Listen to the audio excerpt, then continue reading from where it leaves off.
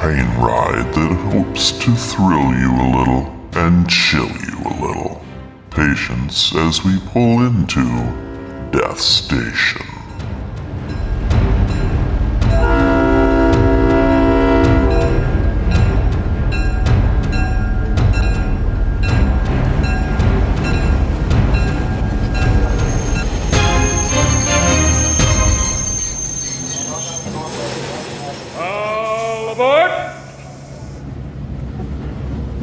Well, hello! This is the Horror Express, and I am your conductor. Jason and Ron have a very different show for you today. It appears that Jason has had some foul weather and didn't make the train. Not to worry, though. I've heard they worked something out, so I guess we'll just have to wait and see. Too bad, too, because, well, the hellhounds need a really good workout, and Jason is so good to eat. I mean feed. Oh, you know what I mean. Well, here is Ron.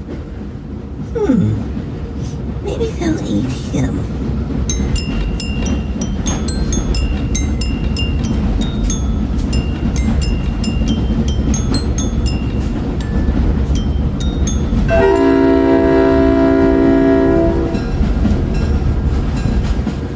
Hi guys, this is Ron.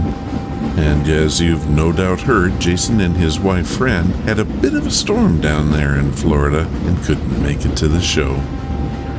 I hope to use the train's satellite phone a bit later to give him a call and check in on him. Now, I do have a program for you. While it is Jasonless, I hope that you will enjoy the ride. We have a bounty of stories for you and a very special email from David Larson, an avid Express listener. This email was so life-changing that Jason and I are going to dedicate the next Horror Express, which will be in October, to it. First, let me take a minute and tell you what is coming up next month in the 7th annual Month of Spooky.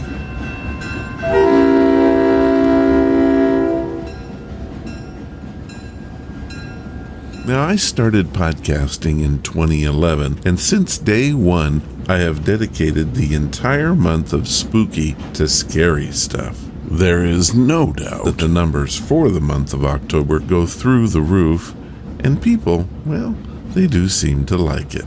I ask that you tell all of your spooky friends about the upcoming events, and let's make this the best and spookiest year ever. Here's what we've got for you on tap. The first week is going to be special. On Tuesday, October 3rd, we will begin with the annual retelling of The Thing on the Forble Board, hosted by the conductor. Then on Thursday, Ron's Amazing Stories will celebrate its 300th episode of the show with guest Jim Harold. This is his 7th Halloween with us, and how about that? To start week 2 out, we will play another Jim Harold episode from a previous October and follow that up with a brand new show, Ron's Amazing Stories, number 301, on Thursday. Next, you're not gonna want to miss this. We will feature one of the best ghost hunter and storytellers available today. She's written 3 books on the subject and has a brand new one coming out this Christmas. Sylvia Schultz not only hunts ghosts, but she's also a podcaster, and we will have 3 shows with her. On Tuesday, and then again on Thursday, we will play Volume 1 and Volume 2 of Ghost Stories with Sylvia. Then, on the 24th, we will present a brand new episode, Volume 3, and I am looking forward to that. There's no telling what Sylvia will have for us. Next up, on the 26th, I'm putting together the best of the Horror Express. I will be taking the skits, the interviews, and other stuff from past episodes and putting them together into one huge show packed full of goodness. Are you ready for that? How about one more event? On Halloween, October 31st, we will have a brand new Horror Express, and it's gonna be amazing. More on this show later in the podcast, but I promise you it is going to be the best show ever. Well, that's it. 9 podcasts during the month of Spooky 2017. But how about now we stop and talk to Jason himself and find out how he's doing.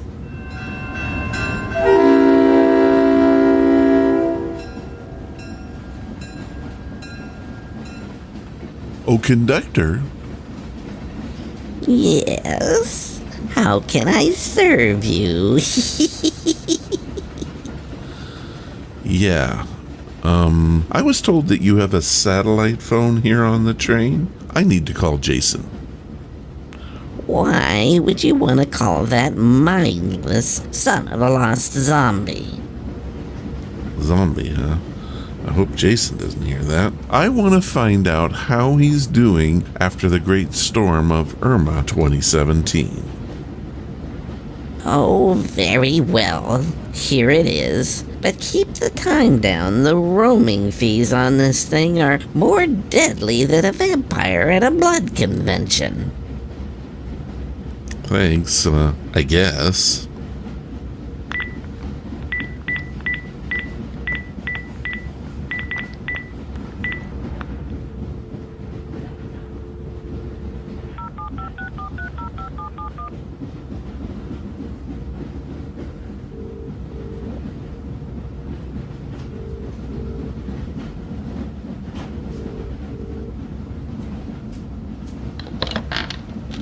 Hello?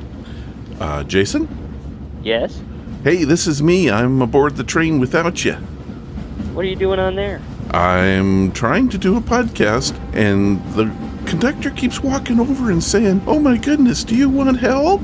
And I say, "Oh man, no." How are things, Jason? We're doing good. All right, so what everyone wants to know about and what everybody wants to hear about is the storm. So give us a rundown from your perspective. What happened, man? Well, it was kind of a weird experience. Basically, everybody knows the Irma was coming up, and it was getting up to a Category 5, and as it was about ready to hit the islands, we were all like, you know, it's going to stay a Category 5, and it was supposed to kind of go off to the east coast of Florida, which is Miami, West Palm Beach, Jacksonville. It's supposed to go up that way. And right at the last minute, it took a turn from Cuba, went up into the peninsula of Florida itself, so it hit basically under Naples, and devastated Naples at a Category 4, because actually when it hit Cuba, it slowed it down a little bit, which is good. And then, so it didn't hit us at a Category 5 thing. And then by the time it got about, I don't know, up to maybe Fort Myers, which was maybe about 45 miles or so, it went from a Category 4 to a Category 2. So it hit really hard and stopped it on a dime, which was good. And by the time it hit us up here in Tampa, it was a Category 1, barely. Now, you were actually asked to evac, and you couldn't. Is that right? No, I chose not to. Oh, you chose not to. Well, that's a little different. Yes, I mean, yes, we were under a mandatory evacuation for flooding and everything else, because I'm only about 4 miles from the 4 to 6 miles from the Gulf of Mexico, so they figured there was going to be a pretty heavy storm surge coming out. And of course, there's a lot of, where I live here, there's a lot of trailer homes and old homes and a lot of things that people just didn't take care of homes. So they expected a lot of damage, and my area is prone to flooding, but I was really lucky because I'm just in that one spot where I'm high enough that it never seems to flood, but we just don't know if we're going to be able to get out onto the roads to get out to major access roads like State Road 54 or US 19, where, those are the major roads in my area here. So I stood my ground. I figured it wasn't going to be that bad. Now, if it was a Category 5, I think it would have been a big deal, but I knew, 150 years of hurricanes here, nothing has ever hit that hard and stayed that strong going up the center of the state and stay at a Category 4, 3, 2, or 1, whatever, like that. If a Category 1 usually hits the land, it goes instantaneously to almost into a tropical storm. So they were putting a lot of craziness into people's heads, and I think they made it a lot worse than they thought they were going to up in this area. And so a lot of people were, you got to be prepared. But they made a lot of hysteria. So there was absolutely no water. There was on the shelves of the store. There was no gasoline, no nothing. I mean, we just didn't. Yeah, they had state troopers driving by and telling everybody, you got to evacuate and stuff like that. It was pretty crazy. But basically, what ended up happening was it hit us at a Category 1. So throughout the night, we lost power around midnight. We were out for a week after that, but we were getting between 85 and 110 mile an hour gusts. Wow. And now 110 miles an hour, that's not a consistent. That's where the eye of the storm is, and it usually goes out about 65 miles from the eye. So you just never know how fast the gust is going to come. But what you got to learn about hurricanes is that on the west side of the hurricane is the best side of the hurricane because it doesn't have all the tornadoes. It's the east side of it. So unfortunately, Orlando got the east side of it, and that's where they were getting a lot of the tornadoes and a lot of the heavy gust of wind. Where we didn't get the gust of wind that were that bad. Now, when the eye went over us, it was a consistent 85 to 90 mile an hour winds because it was a Category 1, and so that was pretty interesting throughout the night. It kind of sounds like a little train going over you, which is pretty interesting.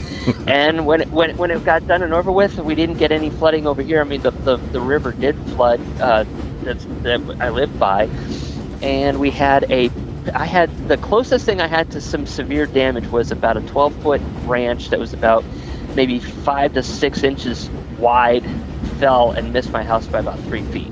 So I got really lucky with that. So you and literally the chickens survived the storm and then had to live without power for about a week. Yes, and now that was the worst part, because if you've ever been in a storm like a tornado or a hurricane or anything like that, you know that the day before it gets really, really, really quiet. It's an eerie quiet, and it gets extremely muggy. And sometimes they say the calm before the storm. Well, that is true. There is a calm before the storm, and then when it goes away, the humidity is still there. So the problem with it is you're trying to sleep in Florida with no AC, no wind coming in because it goes completely silent again for a couple of days. So there's no breeze, there's no air. It's almost 100% humidity, and it's like in the mid 80s to high 90s. So it feels like about 92, 93 if you happen to live. If you happen to be in the 80s at the time, and if it gets in the 90s, it feels like almost 100. So sleeping like that for a couple of nights will make you very, very, very thankful for power and AC. How about mosquitoes? Did they decide to go nuts on you? There are a lot of mosquitoes down here, but they didn't really hit too much. But the hurricane kind of blew them away mostly. But it's the standing water that you have to be careful of, and that basically would come about a week to maybe 2 weeks after the storm if you don't dump out the standing water. But so far we've been pretty good. I haven't seen anything. If you have good screens on your doors and your back patio or wherever it may be, as long as you have good screens, you're pretty much okay. Well, Jason, thanks for taking the time and updating us. I know that I got a lot of emails asking if you were okay, and I was glad to read that on the internet the day after the storm that you and Fran were both safe. So I'm glad you made it, and I'm glad you're here with us today.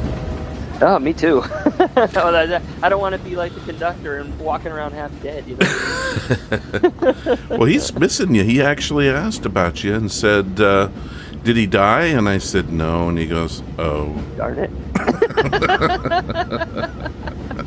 There's always room for more. Well, Jason, I hope everything goes well and you come back soon.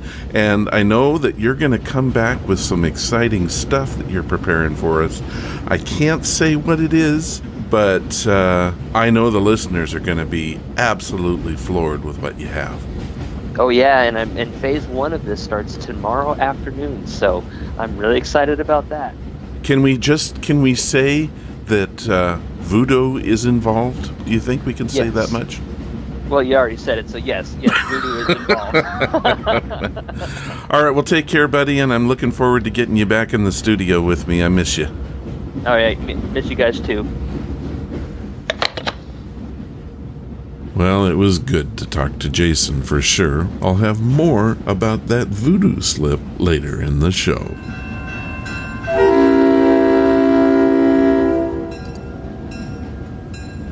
Well, I do have a story for you now, and it comes from the master of storytelling, Suspense. A lot of you have written me and have said, "You sure know how to pick the stories." Well, the truth is, the people of the golden age of radio sure knew how to tell them, and they did so with abandon. Of course, there were the actors. Our story is going to be told to us by two of the best of all time, William Conrad and Agnes Moorehead. Now, it is a simple tale that could be happening right now in any city across America. In fact, on any street in any city in America. It is a frightening tale, and one quietly calculated to keep you in suspense. Suspense. And the producer of radio's outstanding theater of thrills, the master of mystery and adventure, William N. Robeson. A small Midwestern town lying asleep in the moonlight of midnight. Could anything be more familiar, more peaceful, more safe? Certainly not. Unless Ray Bradbury is writing about it. For his is a typewriter of terror. And once again, it has pounded out a tale not only calculated to keep you in suspense, but likely to cost you a night or two of sleep.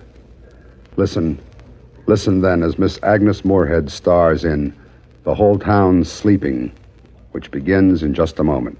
How does our nation honor heroism? One way is to award the Soldier's Medal, a bronze octagon on which is displayed an eagle standing between two groups of stars. The medal is suspended from a blue ribbon with 13 narrow stripes in the center, 7 white and 6 red. One of the newest and least known of all the American decorations, the Soldier's Medal, authorized in 1926, is bestowed for heroism not involving actual conflict with an armed enemy. There are many forms of gallantry in addition to those demonstrated in battle. The Soldier's Medal was conceived to honor those soldiers who, in non-combat situations, perform bravely and at great peril to themselves. Men who serve as an inspiration to others. The Soldier's Medal holds an important place among America's awards for heroism. And now,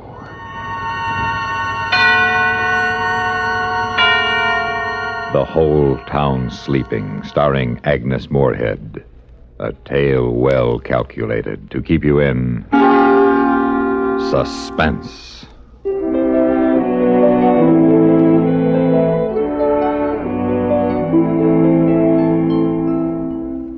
It was a warm summer night in the middle of Illinois country. The little town was deep, far away from everything, kept to itself by a river and a forest and a ravine. In the town, the sidewalks were still scorched. The stores were closing and the streets were turning dark. Screen doors whined their springs and banged, and there was the sound of Grandma Hanlon's hammock creaking across the street. On her solitary porch, Lavinia Nebbs, age 37, very straight and slim, sat waiting. Here I am, Lavinia. Lavinia turned. There was Francine at the bottom porch step, all in snow white. I won't be a minute, Francine. I just have to lock the door. All right. I do like your dress, dear. Why, thank you, Francine. You look so well in that color. I'm afraid I can never wear it. It makes me look sallow. Oh, no, it doesn't. I'm sure it doesn't. Of course, I've always loved you in white. Good evening, ladies. Good evening, Mrs. Hanlon. Good evening. Well, where are you ladies going all dressed up so pretty? To the movies, Mrs. Hanlon. It's William Holden tonight. You won't catch me out on a night like this. Not with the lonely one strangling women. Lock myself in with my gun. That's what I'm going to do. Well, I wouldn't worry, Mrs. Hanlon. Oh, you wouldn't you? What about Eliza Ramsell? You think she's not worrying? I'll lock myself in with a gun. That's what you ladies should do. Oh, she's so silly. She's a silly old woman. Hasn't got anything better to do than scare herself with rumors and gossip. Well, just the same. Hattie McDullis was killed a month ago. And Roberta Ferry the month before. And now Eliza Ramsell disappearing. Eliza Ramsell walked off with a traveling salesman, if you ask me. But the others... Oh, strangled. Oh, Francine. They reached the edge of the ravine that cut the town in two, stood there. Behind them were the lighted houses, ahead, deepness, moistness, fireflies, and dark. The ravine had to be crossed to reach the movies, deep and black as it cut through the hill. Then a creaking bridge to cross over the stream, and then 113 steps up the steep and brambled bank to the other side. The ladies stood there looking down. I just hate to think of you coming back alone tonight, Lavinia. Oh, bosh. I do wish you didn't live on this side of town. Don't you get lonely living by yourself in that house? Oh, maids love to live alone. Come on, we'll take the shortcut. I'm afraid even in the dusk. The ravine scares Oh, me. come on. Don't be so silly. I'll hold your hand. Lavinia, cool as mint ice cream, took her friend's arm and led her down the dark, winding path into the cricket warmth and frog sound and mosquito-delicate silence. Let's run, Lavinia. Please. No, why should we? If Lavinia hadn't turned her head just then, she wouldn't have seen it. But she did turn her head, and it was there. Back among a clump of bushes, half hidden, but laid out as if she'd put herself there to enjoy the soft stars, lay Eliza Ramsell, her face moon-freckled, her eyes like white marble. And then Francine saw it, too, and the women stood on the path for a frozen second, not believing what they saw.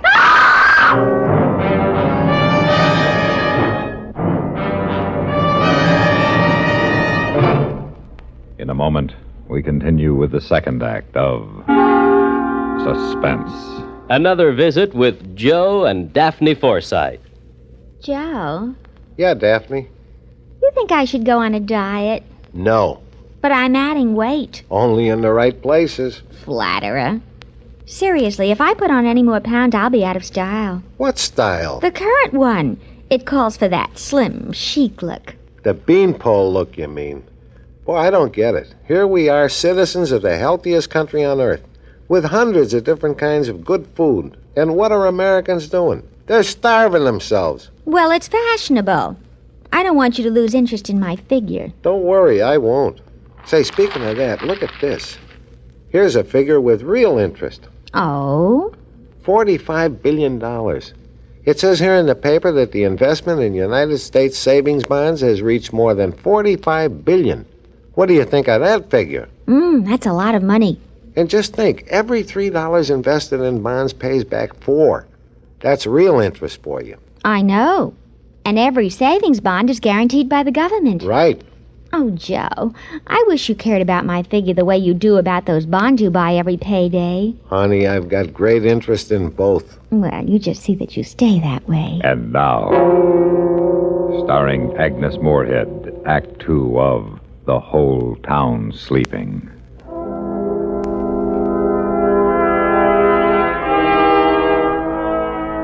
And then the police came and darted their flashlights around in the shadows of the ravine.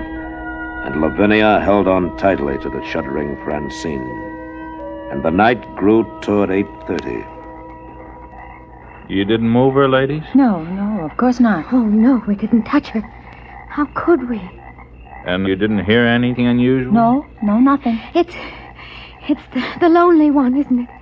The lonely one did it, didn't he? Well, I couldn't say, ma'am. We knew her, you know. She was a friend of ours. I'm sorry, that's too bad.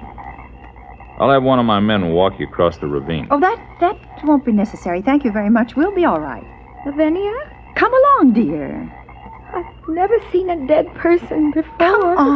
Come on. It's only a little after 8:30. We'll pick up Helen and get on to the show. The show? Lavinia, you don't mean it. Of course I do. We've got to forget about this. There's no good brooding about it. Now, if we hurry, we won't miss too much of the first feature.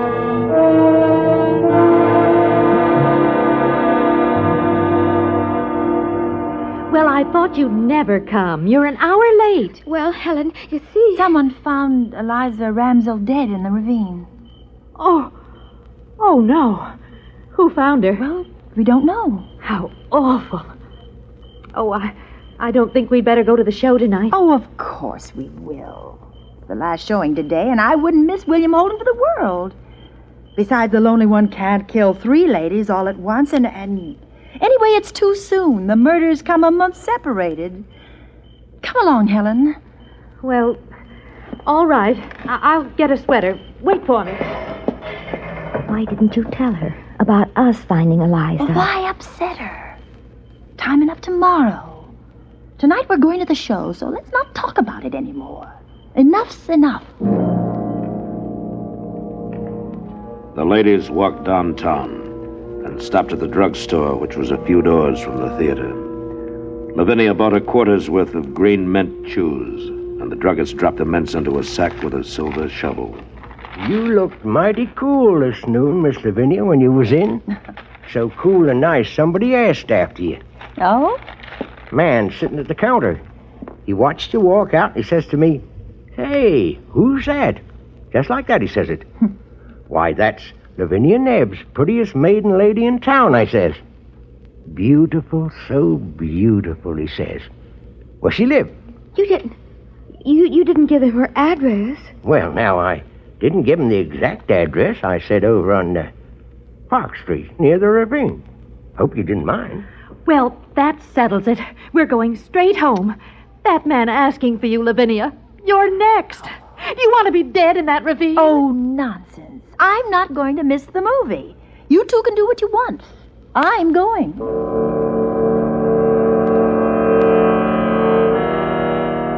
In the end, they all went to the show. Lavinia was like that. Cool, self-possessed, and persuasive. And when they came out of the show, the streets were midnight clean and empty as they walked Francine home.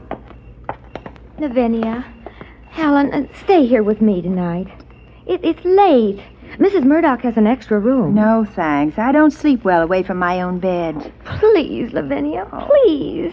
I promise I'll call you the very minute I get home. Will you? Yes. Will you really? Yes, I promise. Now, Helen, you make her promise to call you, too. I will. Oh, good night. Good night. And please, be careful. Now, I'll walk you home, Helen.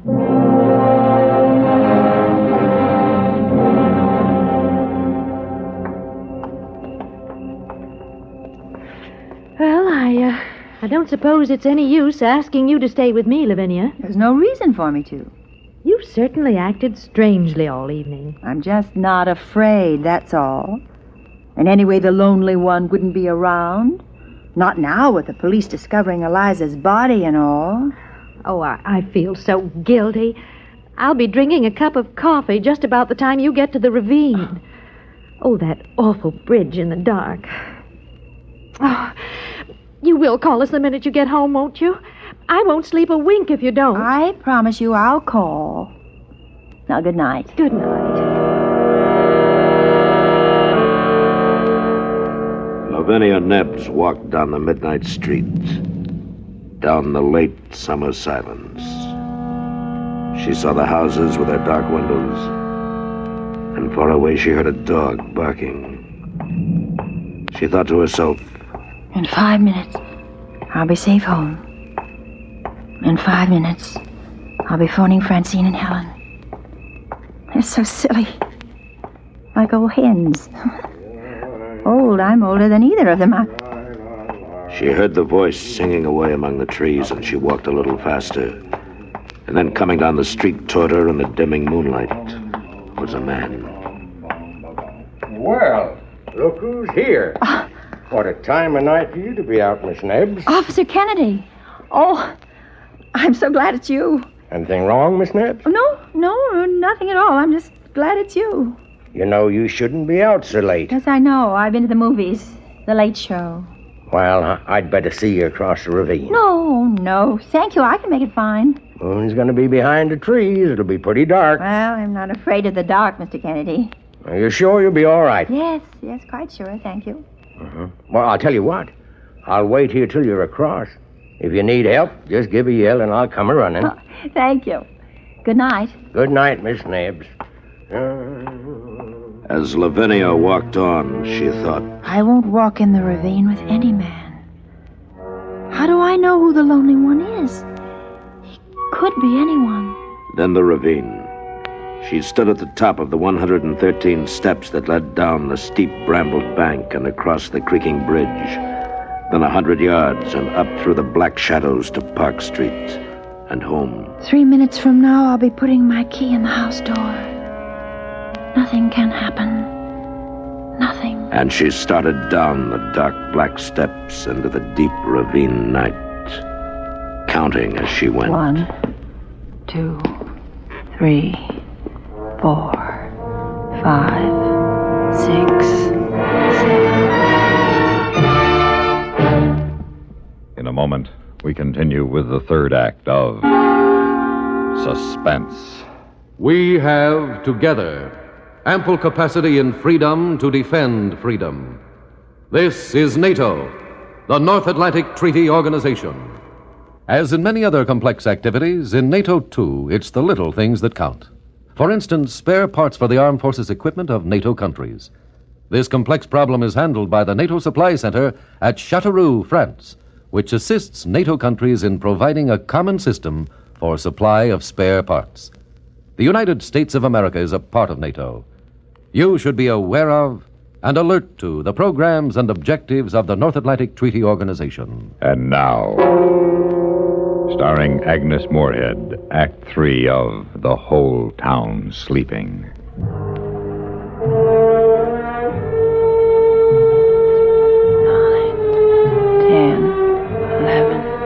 12, 13. And Lavinia 14, went down the steps, 15, counting as she went. 16.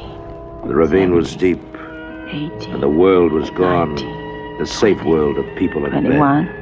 The locked 22, doors, the town, 23, the drugstore, 24, theater, the lights. Everything was gone. 27. Only the ravine existed and lived, 29. black and 30, huge about her. 31, 32, 33, 34. Nothing's happened, has it? No one around? Is there? 40, 41, 42, 43, 44, 40. Remember that old ghost story you told each other when you were children? About the dark man coming into your house and you upstairs in bed? And now he's at the first step coming up to your room. Now he's at the second step. Now he's at the third and fourth and the fifth step. How you laughed and screamed at that story. And now the horrid man is at the 12th step, opening your door. And now he's standing by your bed. What? There at the bottom of the steps. There's a man. No, now he's gone. He was waiting there. Oh. Well, there's nothing. It's empty. Nothing. It's nothing on the bridge. Oh, you fool. That story I told myself. How silly. Shall I call Mr. Kennedy? Did he hear me scream? Or did I scream? Maybe I only thought I did. And he didn't hear me at all. I'll go back up. I'll go to Helen's and sleep there tonight. No, it's near home now. Don't be silly.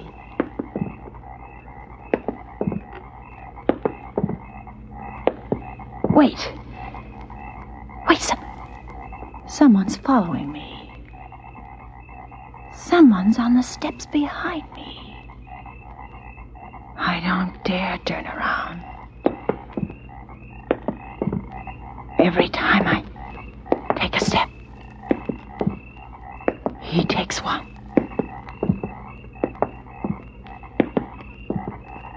Officer Kennedy? Is that you? Is it?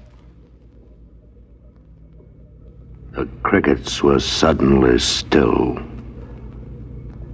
The crickets were listening. The night was listening to her. Then there was a sound. Only a woodchuck surely beating a hollow log. No, it was Lavinia Nebbs. It was most surely the heart of Lavinia Nebbs. And she went down the steps faster, running now down the steps, plunging faster and faster down into the pit of the ravine. Run a little way. Cross the bridge. Run, don't turn. Don't look. If you see him, you'll not be able to move. You just run. Up the path between the hills, the top of the path, the street. And even with the light, the fear swirled about her, closing in, pressing. Please, give me time to get inside and lock the door, and I'll be safe. Home. Oh, I'm safe. I'm safe at home. I'm safe. Home. I'll never go out again. Oh, it's so good. It's so safe inside. I'm locked and safe inside. Wait, the window.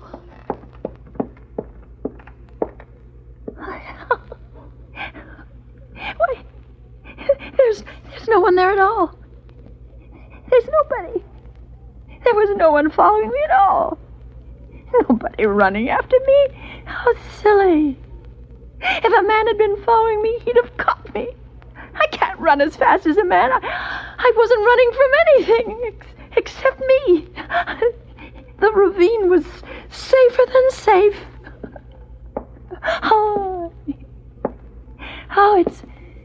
It's nice to be home, though. Home's a really good, warm, safe place. The only...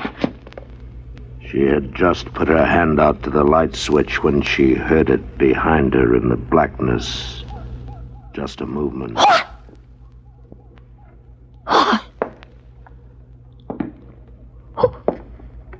Who is it? Beautiful. So beautiful. Don't come near me. Don't you come near me.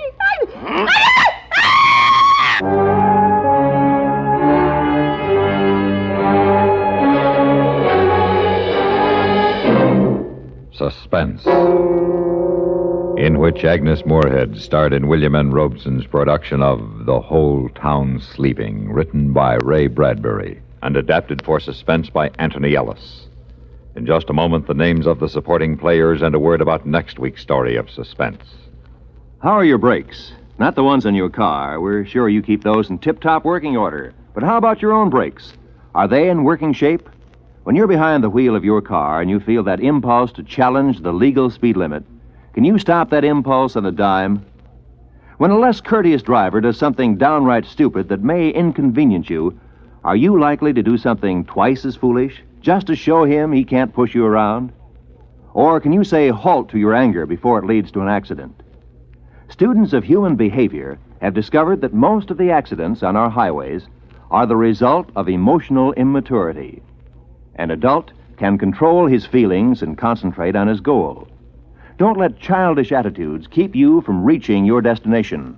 When other drivers and traffic regulations annoy you, use the brakes in your head as quickly as you would the ones on your car. Remember, accidents don't have to happen. Supporting Agnes Moorehead in The Whole Town Sleeping were William Conrad, Lorene Tuttle, Paula Winslow, Barney Phillips, and Charlie Lung. Listen.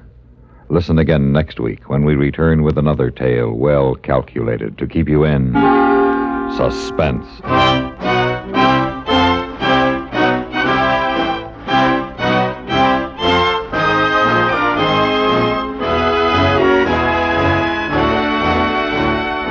This is the United States Armed Forces Radio and Television Service.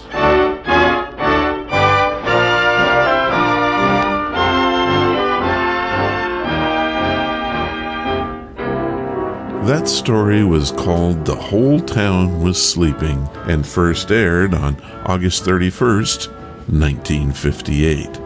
It had a host of voices, but none as captivating as Agnes Moorehead.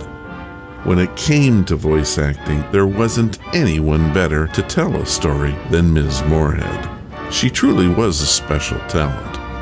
Moorehead was born December 6, 1900, in Clinton, Massachusetts, and made her first public performance at the age of 3 when she recited the Lord's Prayer in her father's church. Her early career was unsteady, and she was often unemployed.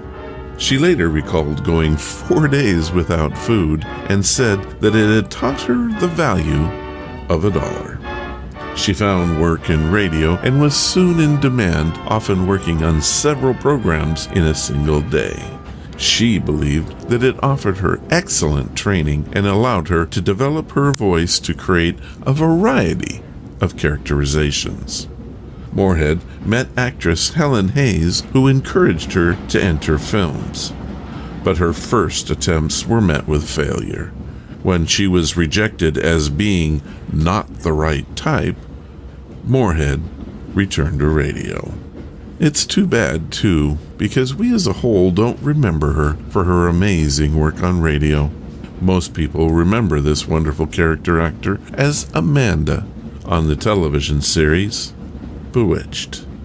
How about that? Okay, what do you say we get to the emails and stuff?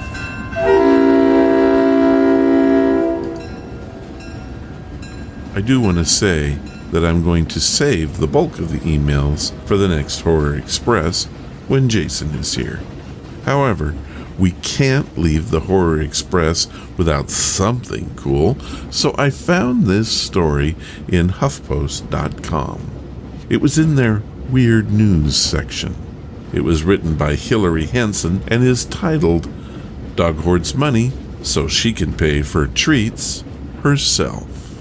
The New York canine's bizarre obsession with paper bills began when she was a puppy, according to her owner, Cassie Cook. And it wasn't long before she realized that money wasn't just fun, it was useful. Holly can buy lots of treats with that stash.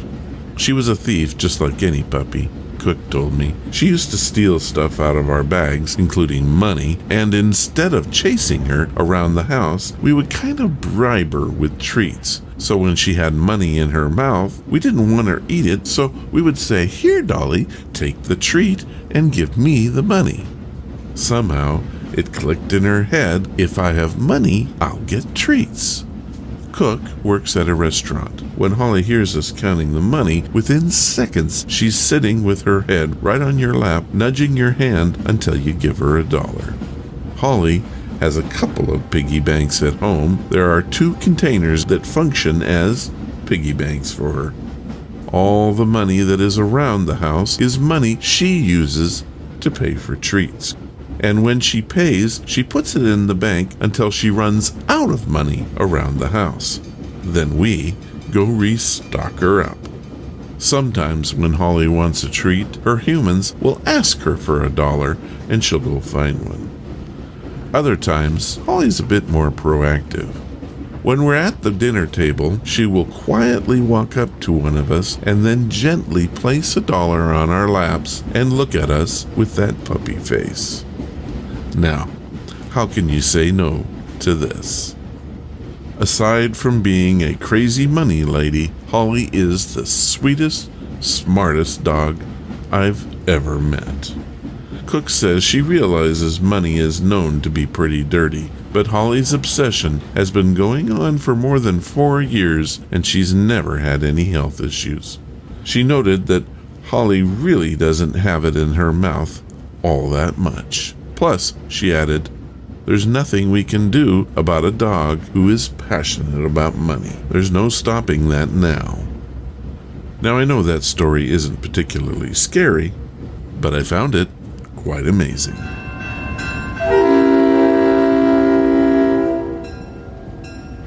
This is the Horror Express, and I know that I have to bring the spooky. Well, in point of fact, you brought the spooky. I received this email from Annabelle, and no, I didn't make the name up. My name is Anna, and I'm writing from Boston. I hear you asking for stories all of the time, and I do have one depending upon who you believe. My parents say that I dreamed it. I'm 27 years old now, and it is as real to me now as it was then. Here is my story. One night when I was maybe 9 or 10, I had trouble falling asleep. My bedroom was the entire top floor of our house, with my bed and such being on the left side, and storage closet and a play area being on the right. I was lying in bed when I heard a noise from the other side of the room, and I see my rocking horse begin to rock. It was sitting just outside one of the storage closet doors. It proceeded to rock its way halfway across the room and stop dead under the ceiling light. At this point, I was freaking out, and I just buried my head underneath my blankets and never peeked out again until morning. It was all confirmed to not be a dream, as the rocking horse was still in the middle of my room when I woke up. Furthermore, I got a stern reprimand from my parents for being out of bed playing with my toys well past bedtime. Now, their bedroom was directly below the storage closet / play area, and they had heard the creaking of the rocking horse shuffling across the room. It never happened again, but many other strange events occurred in that old house. Annabelle. Well, thank you for sharing that story, Anna, and also for restoring the spooky back into the horror train. I do have an email, though, that I want to read you guys, and it serves two purposes. It's from David Larson, a listener to both the RAS and the Horror Express. I'll tell you more about this after I read the note from Dave. Hey guys, I've been listening to the RAS and the Horror Express for about a year now. I have gone through the archives and have enjoyed every episode of both podcasts. They have given me so many hours of entertainment. Thank you. All of your stories are great, and on several occasions have made the hairs on my neck stand on end and tremble. Especially the ones that I can relate to. Now to my story. I've always been sensitive to the other side, more sensitive according to my mother. She does have a fair argument because I've encountered more than my share of shadowmen, shades, and orbs. Like many of the other fans have said, your haunted doll stories really got to me. When I was in the 3rd grade, my uncle was in Afghanistan on tour. He sent home some presents for my family. These included a small crooked dagger for my father, a figurine in a beautiful dress for my sister, and a handmade marionette carved to look like a slightly off Pinocchio for myself. Sometime before it got to me, the marionette's ankle broke and dangled limply. The strange thing is that it wouldn't fall off. Since I got it roughly 10 years ago, it has remained in the same box it was shipped to me in. For some reason, even writing this makes my heart race. I have had night terrors until I was 18 of something similar to this marionette. Soon after I got it, I wrapped it in a blanket that my mother crocheted for me and left it in the box. I've only took it out once since then. What I found was this. Even though it had been in a dry, closed environment, it had a fine white mold growing on it. After this, I wrapped it back up, locked it, and tied the box shut. It scares me, and I do not want it. I don't know if it's something or just my imagination. Either way, I do not want it. I would love to give it to either of you or rid the world of it. But I do not want it to come back to me. It scares me, and that's why I never got rid of it. As long as I know where it is, I know it won't just show up. So I want to ask if you or Jason know how I can rid the world of it. It may sound crazy or silly, but nonetheless, my opinion remains. Thank you guys, Dave. Oh, P.S. Tell the conductor the marionette would make him a lovely sidekick. Well, needless to say that this set Jason and I into motion. I immediately forwarded Dave's email to Jason, knowing that there was nothing I could do about it. I'm about as talented as a brick when it comes to the paranormal. Jason got in contact with Dave, and the doll was mailed a few days later. Then Irma hit Florida really hard. I feared for the package, that it would get lost. The thought even crossed my mind that the storm and the thing were in cahoots. However, the storm ended, Dave's marionette arrived safely to Jason. Amazing. The rest of the story is still happening, and Jason and I will give you guys a full report on it in the next Horror Express, which will release on October 31st, 2017. I can say that when Jason opened the box, he found more than just a puppet, and as you might gather from our talk earlier, it involves a piggy bank and a voodoo doll. True stuff. To Dave I say thank you for sharing your story and sending us your problem. Doing the research on the items found has been an absolute joy for me, and I can't wait to tell you more. Well, that's it for this special edition of the Horror Express. I turn it back over to His Evilness, the conductor. Well, thanks, guys, for another great show.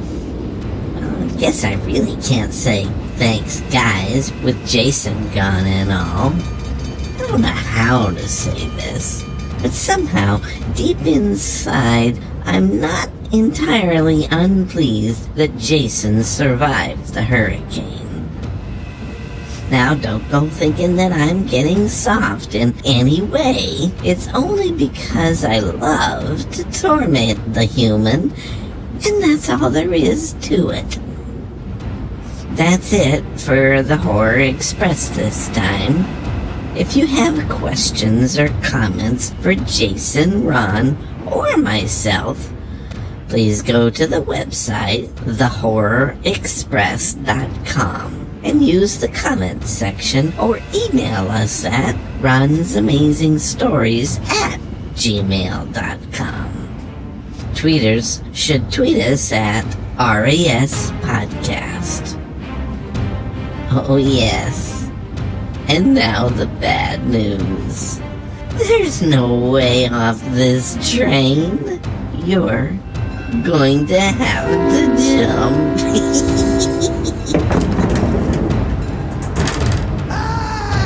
Good luck, and see you next time on the Horror Express. All of the vintage audio used in the podcast is believed to be in the public domain. Ron's Amazing Stories does not own the rights to any of the old-time radio used here. If you hold the rights to any of the shows played, please contact us immediately at ronsamazingstories.com.